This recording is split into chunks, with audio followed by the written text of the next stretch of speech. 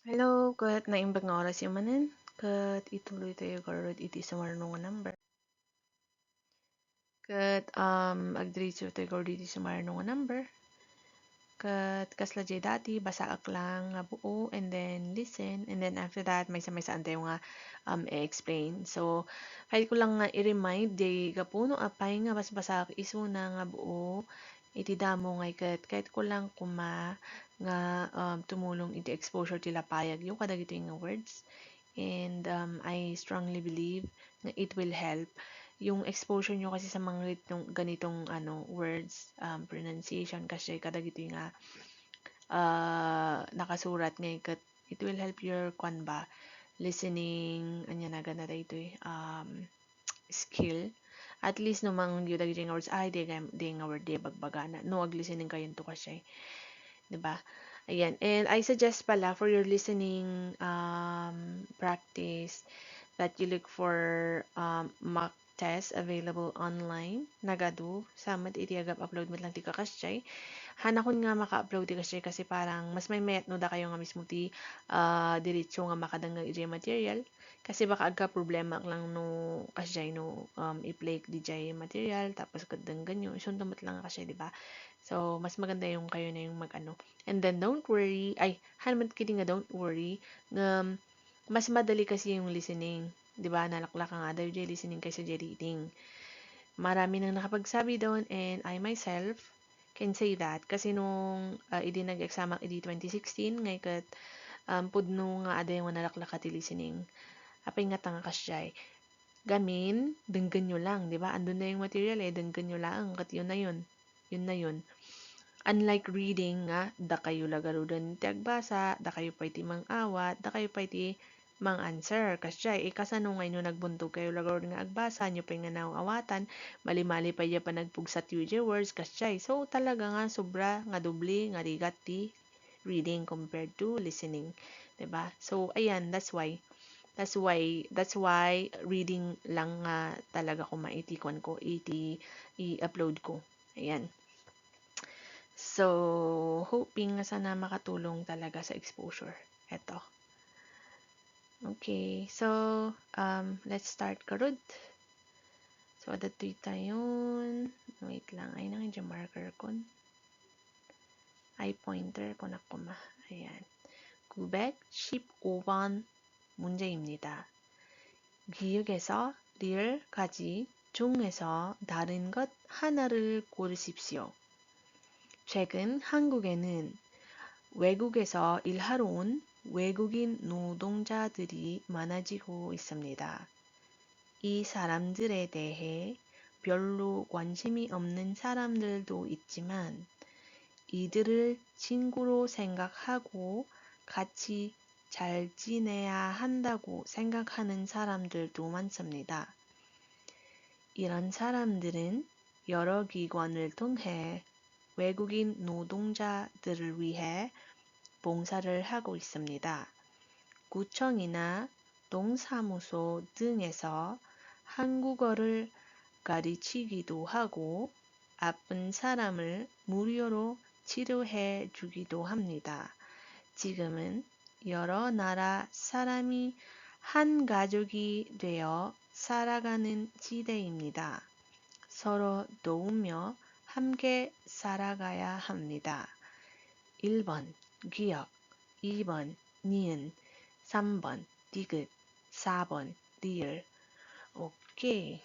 Ayan. So, balik tayo sa question niya kunana.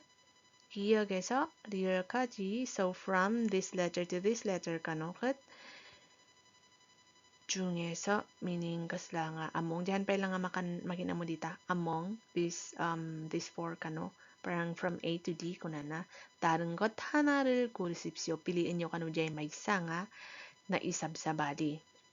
Okay, so anya ti kayat nga tanga sa undag ito 루겐 tayo. 최근 한국에는 외국에서 일하러 온 외국인 노동자들이 많아지고 있습니다. kunana. So, start tayo dito ilikod. 많아지고 있습니다. Mukhang familiar kayo ditaan. Nakunada nga 많아지고 있습니다. Kat umad-ado kano. Iti, inyat umad-ado. 외국인 노동자 meaning foreign workers. ijay 한국에 nga nagapu 외국 nagapu ijay overseas or other countries. Nga inumay nga ilharuon meaning dative purpose ta nga inumay. Okay? Chegan recently. Recently kano umad-ado ti foreigners nga umay dito Korea nga umay work. Okay. So, yung na-underline dito na giyok na letter G is, tong letter nila is, 외국인 노동자들. kunana. So, can tayo next. 이 사람들에 대해 별로 관심이 없는 사람들도 있지만, patingga tayo penangyatan ni, nakatid ko na eh. Ayan, so dito, iko na i saramdure dehe, sino nga tayo tibagbaga na dagito yung nga tattao? Siyempre, isumat lang dahito, di ba? Kasi, yun lang yung group ng tao na binanggit, di ba? So, sure kayo nga dahito'y, kun dahito'y kat agpadpada nga tao ti ibagbagana.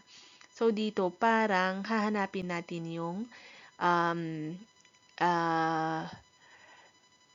ibang group ng tao ang sinasabi na pronoun. Amo yung siguro yung pronoun na English nga ikat, siyempre, Maria is a Filipina. Maria is beautiful. Maria is 28 years old. Hanbat nga kasi iti ka sa mga agi kwati paragraph mo, di ba? Gumagamit tayo ng pronoun para hindi pa ulit-ulit yung Maria. Maria is a Filipina. She is, kung kuna na kasi, so the she there is referring to Maria. And then, sige, kasladay di, kitan tayo no, anya, tinaisab sa baling nga pronoun dito eh. Okay?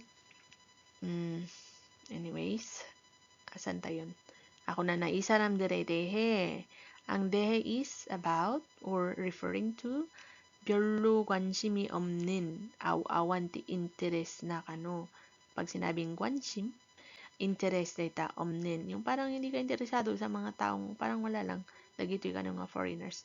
Saramdaldo ichiman kung na naadda kano, uray adda kano dagiti tao nga awan ti in interest na kadagito yung foreigners. Kita tayo dyan next. 이들을 친구로 생각하고 같이 잘 지내야 한다고 생각하는 사람들도 많습니다. Marami din namang tao, kano, adumat lang kano mati tao nga. Panpanunutan da kano nga, we should get along. They are our friends, kas lang nga they consider them as friends. Sino? Etong mga taong to. So, sino yung sinasabi dito? Yun pa rin. Yung 외국인 노동자 pa rin. Yung sinasabi dito. Okay? Marami din daw tao nga mga consider kaya da nga friends. Kasyay. Which is totoo naman. Kaso lang, kung andito ka na, hindi mo na alam kung ano yung mas madami. Ikaw na lang sika na lang timang takwat iti kinapudno. Ayan. Ayaw ko nang mag-talk. Ay, hindi wow. Parang may pinaghuhugutan eh.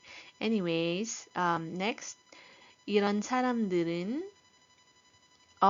wait lang diba, dahito inmon una, 외국인, 노동자, tapos sin maruno, 이 사람들, padpada nga iso tibagbagana, diba? And then, idil, ko na naman dito, yun pa rin, diba? Sila pa rin, yung 외국인, yung foreigners pa rin yung sinasabi.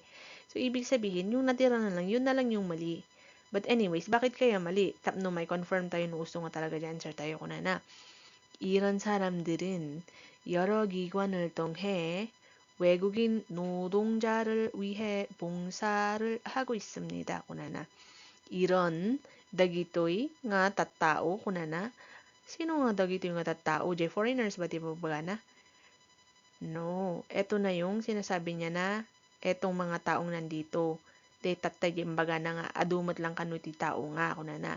Why? Kasi 여러 기관 통해 through different institutions. Pag sinabing gi관, institution, 통해, through, 여러 meaning several, kasi different, iba-ibang institutions, 외국인 노동자를 위해 봉사를 하고 있습니다. Pag sinabing 봉사, para siyang volunteer service, kakasya ba? Dagito ka nung nga tattao nga ikat, volunteer da para kadagiti foreigners through different institutions. Ayan. So, dito, yung verb, yung verb, ano ba yan? Yung pronoun na 이런 사람들은, this one is referring to these people, yung mabubuting tao. Okay? Next, palpasan tayo, uray na awanan ti mabiro ujay 구청이나 동사무소. Itong guchong, nabanggit ko na to, para siyang district or katumbas ng munisipyo, kasyay. And then, dongsamuso is like, parang mas maliit na, ano siya, parang siyang nandoon sa loob ng maliit na, ang tawag dito, barangay ba? Kas lang nga barangay hall. Ayan, di katumbas na. And then, others, etc. 한국어를 가르치기도 하고, 아기술소르다티 Korean, 아픈 사람을 무료로 치료해 주기도 합니다. And then they also treat, 치료, sick people for free, 무료. Okay, 무료로 치료해 주기도 합니다. And then, 지금은 여러 나라, ayan, ibang country, several countries, maraming countries, 지금은 tatangay 끝, 여러 나라 사람이, mga tao daw sa iba't ibang countries, 한 가족이 돼요. Ano ang 한 가족? One family, 돼 meaning become, 살아가는, like live, 시대입니다. kunana. Now is the time, kasla kung kunana, now is the time to like now is the time, or parang ang generation na ito, yung parang etong time na ito ay panahon na para magkaisang parang mamuhay na parang isang pamilya ang mga tao ng iba't ibang countries daw, ganun. Ay, wow, sino kayang gumawa nito? Tapos 서로 ang bitter ko naman, sorry. 서로 도우며, kunana 서로 meaning each other yan, parang ang isa't isa, 도우며 meaning help, while helping each other, kunana 함께 살아가야 합니다. Together, 함께 살아가야 합니다. Let's just live together. While helping each other, kunana, nga kasya. di ba? ayun. So, ano ang tamang sagot? 정답은 yung 마지막 real 4번입니다. So, yun yung naiiba. Kasi ito, referring lahat ito sa itong tatlong to, foreign workers. And then this one is yung 다른 것 하나, yun na yun. It's referring to the good people who are helping the foreigners. Okay? Gets? I hope you got it. Medyo complicated siya, pero nurumwar dito ijay awan manin nurumwar dito ijay kon exam pangadigan lang tarumwar ngay at least amoy ti answer yun, 'di ba? Ayan. Okay, so wala tayo dito yung next number rin. kuna na to wait lang. 916번 문제입니다. 다음은 회사에 취직하기 위해 내는 서류입니다. 이 서류는 무엇입니까? 1번 이력서, 2번 설명서, 3번 증명서, 4번 계약서. Okay, so balik tayo dun sa tanong before natin tingnan kung ano man yan. 다음은 회사에, pahingan nga surat. 다음은 회사에 취직하기 위해 내는 서류입니다. So, ano ang 서류? Document. So, the following is a document that you have to submit. 내다, i-submit more, you have to give in order to get a job. 취직하기 전에, in order to get a job in a company. Kasi aga-apply ka, syempre. 이 서류는 무엇입니까? So, madali lang to. Tinatanong lang kung damdamagan na lang no, anya ka no dating nga document. Tinagan na dating nga document. Madali lang yung options mo. Tig isang words lang. Pero, kunwari, no amo talaga nga amo pa ilaang no anya dating nga document. Dapat at least adaman lang ti uray manong words nga magets mo dito unag dito nakasurat, diba? Ayan. 사진, photo, picture, 설명, tinagan mo. makita mo in nga nakakastoy kahit na nga sa unay ta signature pag signaturean.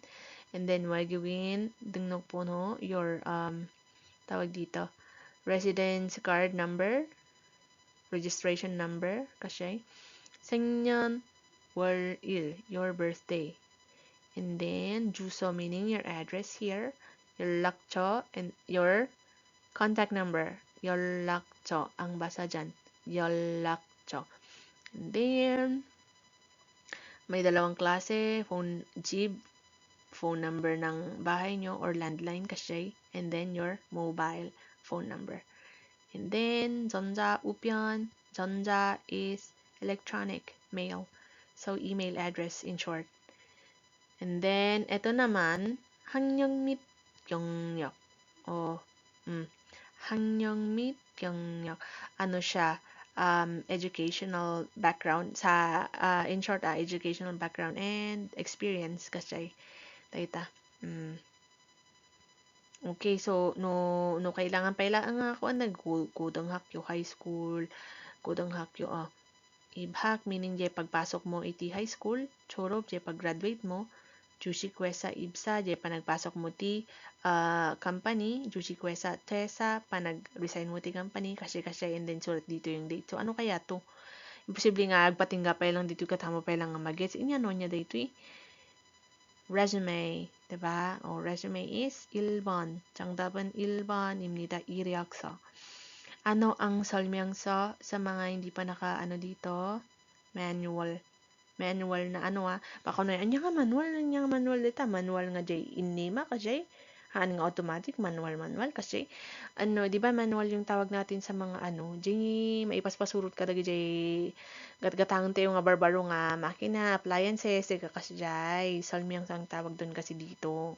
But yung the word na salmyong hada meaning to explain, right? Pero pag salmyang so yung manual mismo, isipin mo na lang na explanation ng kung paano gamitin yung isang machine or appliance kaya sa tinawag na salmyang sa dito. Okay? Which is manual nga yung tawag natin dyan. Parang guide kung paano yung paggamit, di ba? And then 증명서, certificate, hindi siya naka-specify kung anong klaseng certificate yan, but it's certificate or certification. 계약서, you know that already. Contracts. Okay, so 정답은 1번입니다. 이 서류는 이력서입니다. kunana. Okay? So, ayan. Finish for this lesson.